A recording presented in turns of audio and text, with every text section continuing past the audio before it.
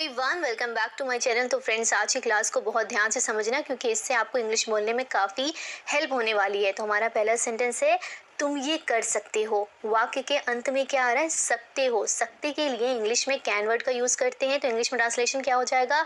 You can do this. तुम ये कर सकते हो, यू कैन डू दिस। अब अगर आपको बोलना हो कि तुम ये नहीं कर सकते, नेगेटिव सेंटेंस आ गया कि तुम ये नहीं कर सकते। जहाँ पर भी वाक्य में नहीं भी आए और सकते भी आए, वहाँ पर हम कैन के साथ नॉट वर्ड का यूज़ करेंगे, ठीक है। यानी कि नेगेटिव सेंटेंस बनाने के लिए कैन नॉट का यूज़ करेंगे। कैन नॉट को साथ में कांट पढ़ते हैं, तो इंग्लिश में ट्रांसलेशन क्या हो जाएगा?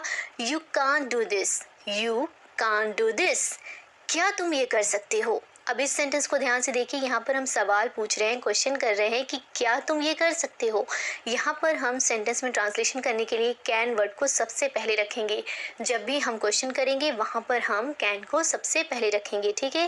Can you do this, can you do this. तो तीनों सेंटेंस में आपको डिफरेंस समझ में आया। जब भी हम सिंपल चीज़ें बोलेंगे और वहाँ पर सकते आएगा, वहाँ पर हम कैन को सब्जेक्ट के बाद में यूज़ करेंगे, ठीक है। और अगर नेगेटिव सेंटेंस होगा तो हम सब्जेक्ट में कैन के साथ नॉट वर्ड का भी यूज़ करेंगे, और अगर क्वेश्चन पूछेंगे यानी कि सवाल पूछेंगे तो हम कैन को सबसे पहले रखेंगे, ठीक है। अब अगला सेंटेंस ध्यान से देखिए, मुझे ये करना चाहिए, आई शुड डू दिस। जहाँ पर भी वाक्य में चाहिए आएगा अंत में, वहाँ पर हम इंग्लिश में ट्रांसलेशन करने के लिए शुड वर्ड का यूज़ करेंगे, ठीक है। मुझे ये करना चाहिए, I should do this, I should do this. तुम्हें जाना चाहिए, you should go, you should go. क्या मुझे जाना चाहिए? यहाँ पर हम सवाल पूछ रहे हैं, क्वेश्चन कर रहे हैं। तो जैसे कैन में हमने किया था कि जब सवाल पूछते थे तो कैन को सबसे पहले रखना था। यहाँ पर चाहिए आ रहा है अंत में, और क्या मुझे जाना चाहिए एक सवाल है, तो शुड को पहले रखेंगे, ठीक है। क्या मुझे जाना चाहिए? Should I go, should I go. अगला सेंटेंस देखिए, मैं जाऊंगा। मैं जाऊंगा एक फ्यूचर सेंटेंस है। I will go. जहाँ पर भी गा गी गे आए अंत में, वहाँ पर हम सेंटेंस में ट्रांसलेशन करने के लिए विल वर्ड का यूज़ करेंगे, ठीक है। मैं जाऊंगा फ्यूचर सेंटेंस है, I will go, I will go. वह आएगा, he will come, he will come. मैं अंग्रेजी बोल सकता हूँ। फिर से सकता आ गया तो क्या यूज़ करेंगे? कैन का। मैं अंग्रेजी बोल सकता हूँ, I can speak English, I can speak English. मैं अंग्रेजी नहीं बोल सकता, I can't speak English, I can't speak English. क्या तुम अंग्रेजी बोल सकते हो? क्वेश्चन आ गया तो कैन को सबसे पहले रखेंगे, ठीक है। Can you speak English, can you speak English. हमें अंग्रेजी सीखनी चाहिए, वी शुड लर्न इंग्लिश। चाहिए वर्ड आ गया तो शुड वर्ड का यूज़ करेंगे, ठीक है। हमें अंग्रेजी सीखनी चाहिए, वी शुड लर्न इंग्लिश। मैं अंग्रेजी सीखूंगा, सीखूंगा फ्यूचर सेंटेंस आ गया तो विल का यूज़ करेंगे। I will learn English, I will learn English. मैं समझ सकता हूँ, I can understand, I can understand. क्या तुम समझ सकते हो? क्वेश्चन आ गया, can you understand, can you understand. तुम्हें समझना चाहिए, you should understand, you should understand. तुम जा सकते हो, यू कैन गो, तुम जा सकते हो, यू कैन गो। तुम नहीं जा सकते, you can't go, you can't go. मैं पढ़ सकता हूँ, I can read, I can read. क्या तुम पढ़ सकते हो? Can you read, can you read. तुम्हें पढ़ना चाहिए, you should read, you should read.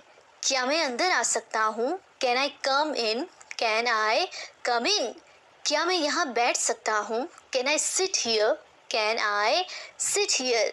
तुम यहाँ नहीं बैठ सकते, you can't sit here, you can't sit here. क्या मैं कुछ बोल सकता हूँ? ये बोलना है तो कैसे बोलेंगे? Can I speak something, can I speak something.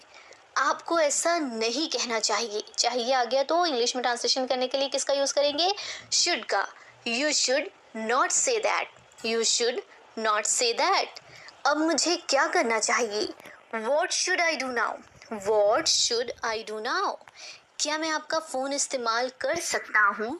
Can I use your phone, can I use your phone. आपको पूछना चाहिए, you should ask, you should ask. पूछने की इंग्लिश क्या होती है? आस्क। तुम मुझे बता सकते हो, यू कैन टेल मी। बताने की इंग्लिश क्या होती है? टेल। तुम मुझे बता सकते हो, यू कैन टेल मी, क्या आप मेरी मदद कर सकते हो? Can you help me? Can you help me? मैं आपकी मदद करूंगा, आई विल हेल्प यू।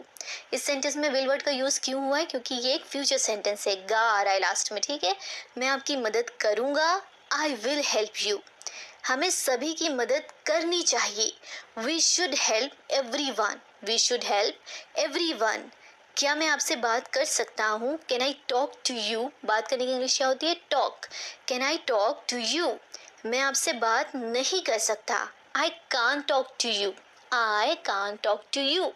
अब मुझे जाना चाहिए, I should go now, I should go now. तो फ्रेंड्स, आज की क्लास में हमने सीखा कैन वर्ड का यूज़ कहाँ पर करना है, विल वर्ड का यूज़ कहाँ करना है और शुड वर्ड का यूज़ कहाँ करना है, ठीक है। इन तीनों से हमने 3 तरीके के डिफरेंट सेंटेंसेस सीखे कि सिंपल होगा तो हम सब्जेक्ट के बाद में कैन वर्ड का यूज़ करेंगे और शुड वर्ड का यूज़ करेंगे या फिर विल वर्ड का यूज़ करेंगे, ठीक है।